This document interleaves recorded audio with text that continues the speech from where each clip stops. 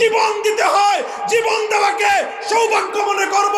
রক্ত দিতে হলে রক্তের গঙ্গা প্রবাহিত করব।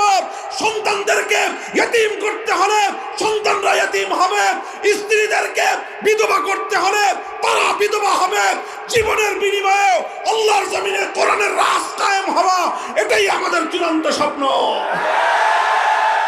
মরহুম আল্লামা দেলোয়ার হোসেন সাঈদী রহমতুল্লাহ আলাইহি একটা কথা বলতেন, আরে ধর্ম নিয়ে রাজনীতি তো তাদেরটা নয় যারা ধর্মকে প্রতিষ্ঠার জন্য রাজনীতি করে।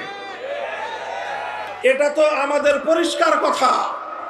আমরা আমাদের সব কিছুর বিনিময়ে হলেও আল্লাহর জমিন, আল্লাহর দ্বীনকে বিজয়ী করতে চাই, কোরআনের রাজ কায়েম করতে চাই, ইসলামী শাসন ব্যবস্থা প্রতিষ্ঠা করতে চাই।